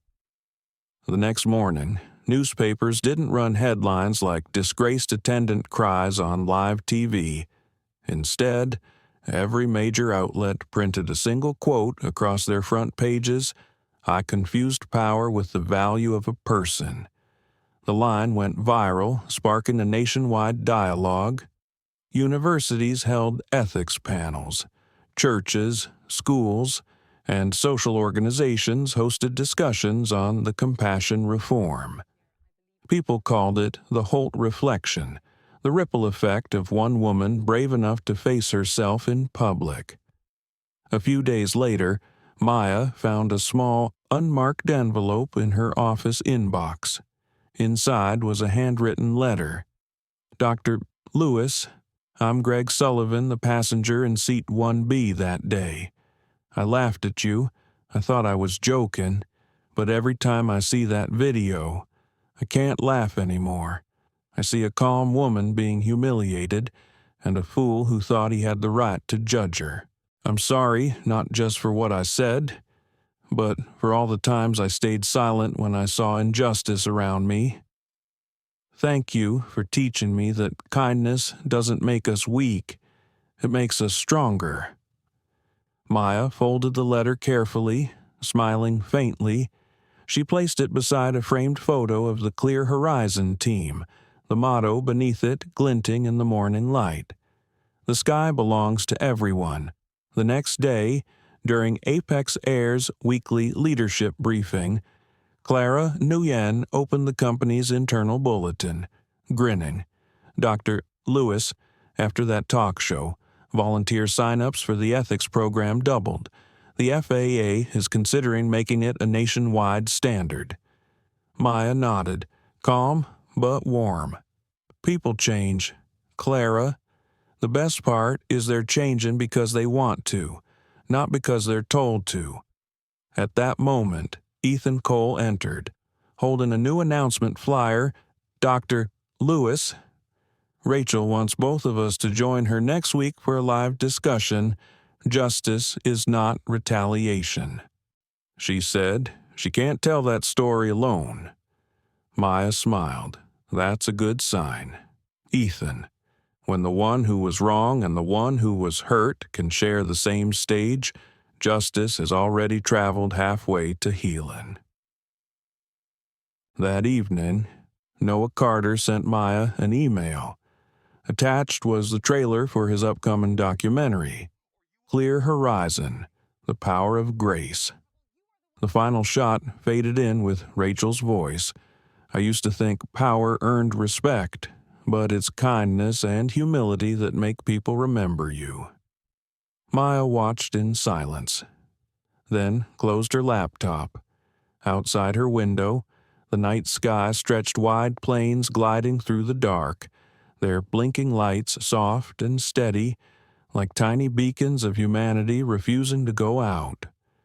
She whispered, almost to herself, justice doesn't only live in courts or on social media, it lives in the moment. One person admits they were wrong and another chooses to forgive. 2 weeks later, Maya flew again, same route, same seat 1A, but the sky felt different. This time, the seat beside her wasn't occupied by the arrogant Greg Sullivan of the past. It was Noah Carter, preparing to film the final chapter of Clear Horizon. Together, they would tell the story from one woman's humiliation in first class to the quiet revolution that changed the entire American sky.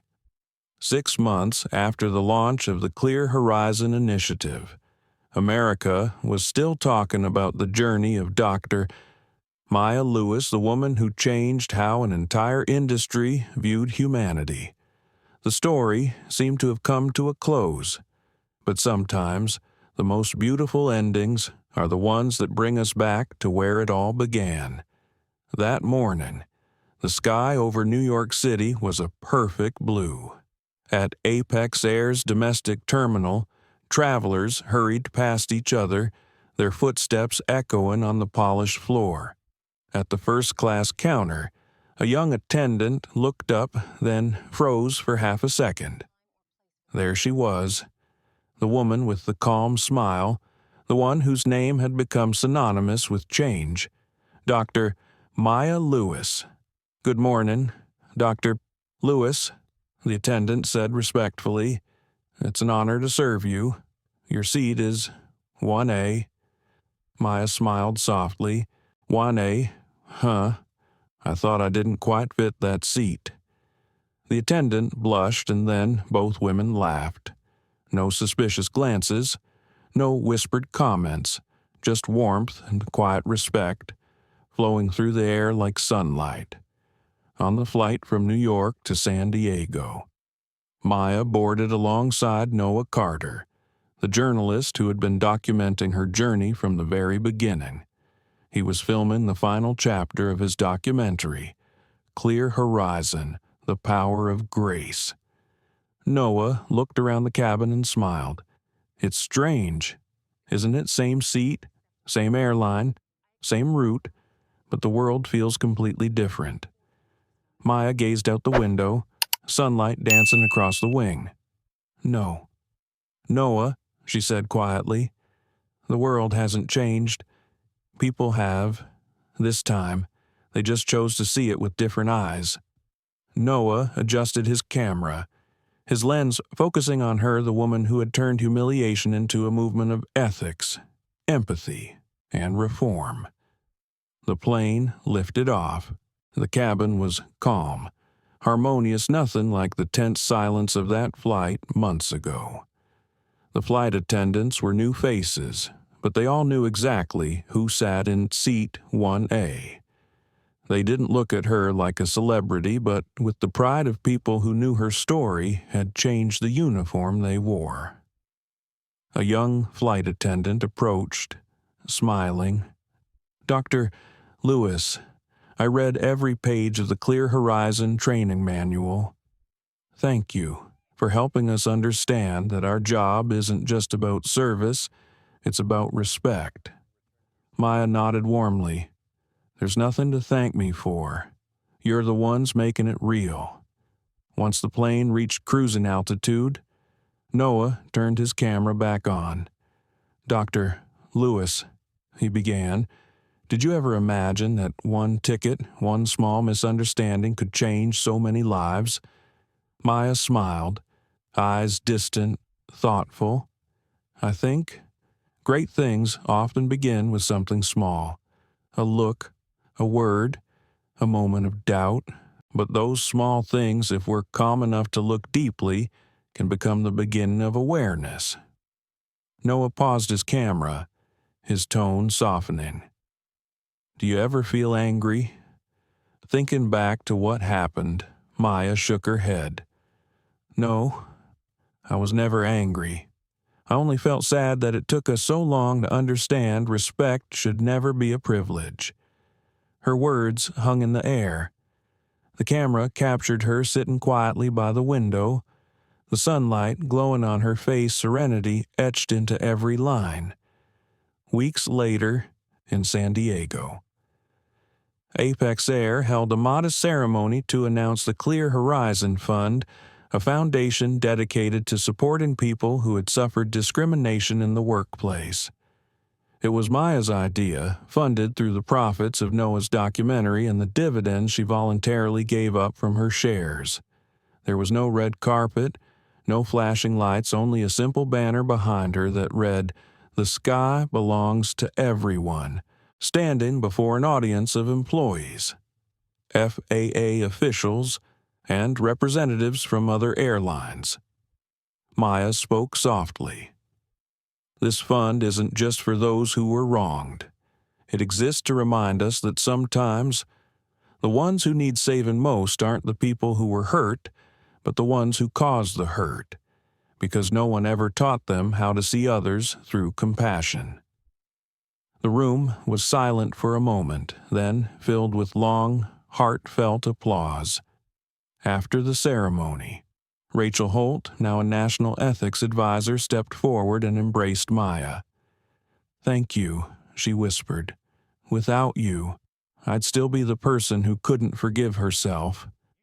Maya smiled gently. "No, Rachel, you're the reason the world believes people can change." Ethan Cole and Clara Nunyan joined them, standing side by side. They didn't need words. They all knew the truth. This story had grown far beyond a single flight, a single airline, or even a single scandal. It had become a living symbol, proof that humanity can repair itself when given the chance. That evening, Maya stood alone on the rooftop balcony, watching planes lift into the fading light. The sky hadn't changed, only the hearts beneath it had. She whispered, more to herself than anyone else, justice isn't revenge. It's when everyone finds the seat they deserve in life. The last rays of sun touched her face, soft, steady, radiant, and far above, a jet streaked across the orange horizon, bearing the new Apex Air logo, bold letters that read, Clear Horizon. A story that began with one seat, now ended with the entire sky. That night, during the final interview for the documentary, a reporter asked Dr. Lewis, if you could redefine the word justice, what would you say? Maya smiled, her eyes distant, reflecting the glow of the evening sky. Justice isn't revenge, she said softly. It's making sure no one is ever denied their rightful seat in life. As the last light of day stretched across the runway of San Diego International Airport, an Apex Air 247 touched down softly. Golden rays shimmered on the aircraft's body. The words, Clear Horizon, gleaming like a promise, a reminder that every journey, no matter how it begins, can still land in the light. If people are brave enough to change. Inside the first-class cabin, Dr. Maya Lewis unbuckled her seatbelt. She had just finished filming the final interview for the documentary Clear Horizon, The Power of Grace. The last question still lingered in the quiet air, simple in words, yet vast in meaning. Dr. Lewis, if you had to redefine justice, what would you say Maya didn't answer right away? Outside, the clouds thinned, revealing a burning red horizon. Then, in that calm, resonant tone, the kind that sounds like peace, after a long war, she said, justice isn't revenge. It's making sure no one is ever denied their seat in life. For a few moments, no one spoke. Even the camera crew froze, sensing that what she'd said wasn't just an answer, it was the essence of everything they had witnessed. From a single questioned seat to a movement that transformed an entire industry, Maya had turned pain into philosophy, rewriting justice not as punishment for the past, but as an invitation to a fairer future. When the plane landed, Noah Carter, the filmmaker and Maya's steadfast companion, turned to her. You know, he said quietly, when you said that, I swear everything went silent, maybe because each of us was wondering, are we sitting in the right seat of our own lives? Maya smiled faintly, her gaze still distant. Maybe that's what justice really does. Noah, it doesn't make others lose. It helps people find where they truly belong. The plane rolled to a stop. The door opened. Warm air swept through the cabin, carrying the faint scent of the Pacific. Passengers stood up, collected their bags, but no one spoke. It felt as if they had all just listened to a sermon without words. At the arrival gate, reporters were waiting, but they didn't crowd or shout like before. They simply stood, cameras steady, as Maya stepped out in a light gray suit, simple, poised, radiant.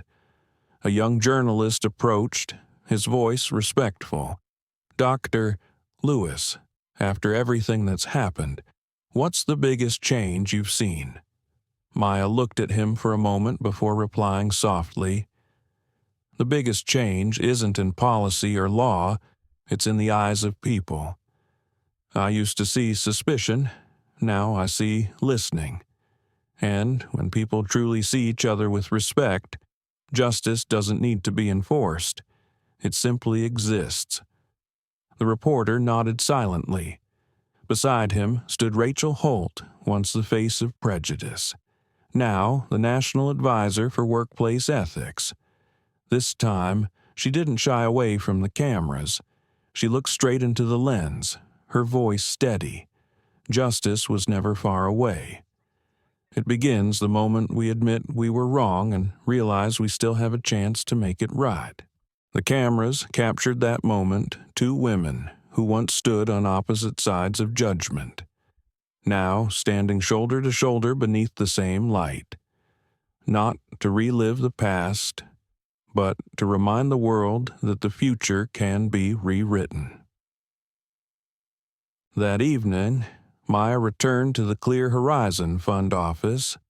Inside, Clara Nguyen was working late, sorting through new applications letters from across the country. They came from people who had been mistreated for their skin color, dismissed for their background, or quietly excluded because they didn't look the part. Clara handed Maya a new letter, written in shaky handwriting. "I'm a black woman working in hospitality. I used to think silence was the safest way to survive. But when I heard you say, 'Justice isn't revenge, it's making sure no one is denied their seat in life,' I decided to speak to my manager, not to demand fairness for myself, but to help them see how to treat others better." Maya read the letter carefully, then smiled. "Sometimes," she said, "justice doesn't need a courtroom. It only needs one person brave enough to stand up and another willing to listen." Clara looked at her, eyes warm. "You know, Maya, maybe you're the one who taught justice how to smile." Maya chuckled softly, her eyes resting on a framed photo on the wall, Apex Air 247 captured in the morning light, the place where everything began. A month later. Clear Horizon.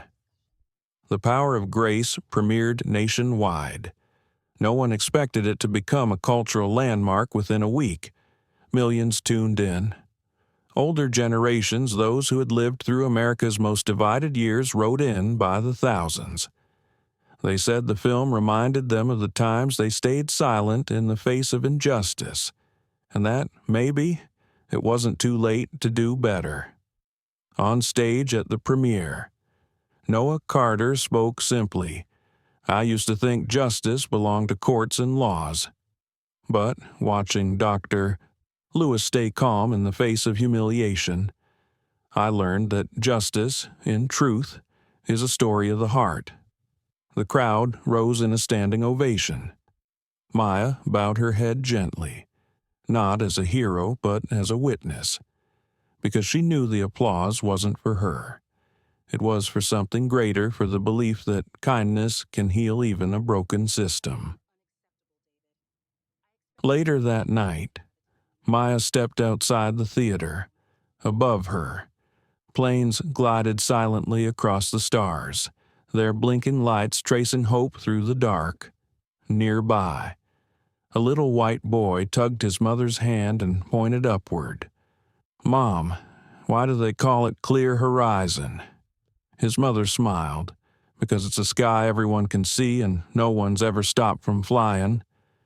Maya smiled softly and walked away through the crowd, her heart at peace not from triumph, but from completion. The western sky burned orange, the color of sunset, and the beginning of another dawn. The sky belongs to everyone.